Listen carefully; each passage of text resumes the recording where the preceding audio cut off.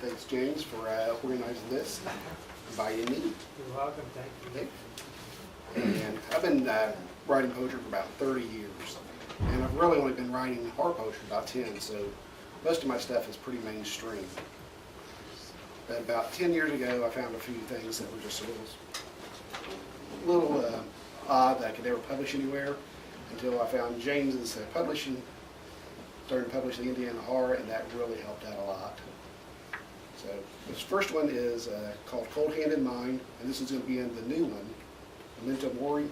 So Oh, okay, yeah. this will be in that one that comes out. And the title is taken from a Charles L. Grant novel called Cold Hand in Mind. Cold hand in mind, pulling me towards eternity. Black figure in shadows summons me to the dance. I don't want to go, but the darkness demands it. Somewhere up ahead lies heaven or hell, which end I do not know. Are those the screams of the damned, or the cacophonous choir of voices rising in glorious song? Why so cold this hand, if to paradise I am being led? All around me, ghost hands clutch my ankles, my legs, my arms. I feel the infernal licks of hellfire searing the last drops of hope from my heart. I tell myself I won't scream. I tell myself I won't scream. I tell myself this, but I can already feel the scream building in my lungs.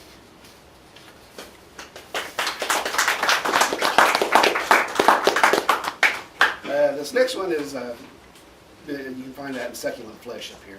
I think it was, did you ever publish They're Coming to Get You, Barbara? Was that in Indiana Horror 2014 too? I'm sure if you submitted to it, Yeah, I think so. then it was published. But this is a homage to Night of the Living Dead, which, of course, if nobody's seen it, is probably one of the 2 or 3 best horror films ever made. And it's a little bit more lighthearted than the last one. So.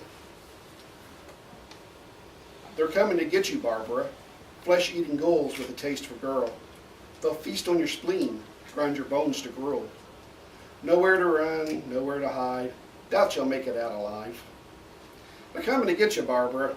An old farmhouse appears just up ahead. But no one's inside but the living dead. What so briefly held the promise of help leads instead to a night in hell. They're coming to get you, Barbara. Our brother's mischievous jest, gone irrevocably wrong.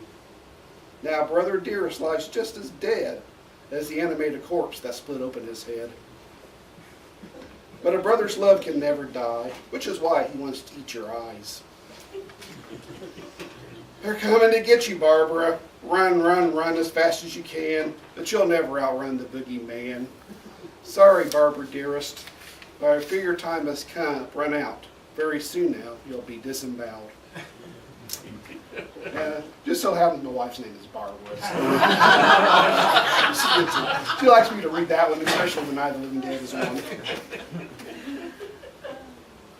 And I'm going to do one more, and this is a very recent one too. This is about a little boy who has been murdered, but it's actually a little bit lighthearted. I think it was kind of got the idea from Tim Burton's little short film Vincent, and that kind of got me thinking, and I started thinking about a little boy that was actually dead. And it's called Charlie. The moon is shining bright this sunny day, but Charlie's too dead to come out and play. He doesn't really mind. Being dead is better than being half alive. He only wishes the flies would stop laying maggots in his eyes. Charlie was only 12 years old when he died, the victim of a most gruesome homicide. His killer, bless his murdering hide, became a civil servant in hell, and Charlie was to stay with his late Auntie Nell. Charlie has his odd little quirks. Sometimes he's afraid of floors, and ceilings must always be shirked. Other day he simply refuses to pass an open door. He finds school a dreadful bore, though he is quite adored by all the other boys and ghouls. He is hardly regarded by his teachers, who consider him the most charming creature, despite his being the class fool. They laugh aloud about the golem he made out of sticks and strings and straw. Golems are supposed to be made from clay. Yours will never come out alive at all. They jeered, but come Halloween day, his was the only one that danced and played. Despite the fact that he is dead, and sometimes his head can pop off his neck, Charlie remains the most normal boy. He loves his friends, his home, and toys. But most of all, though he would never tell, he loves his dearest, sweet dad, Auntie Ned.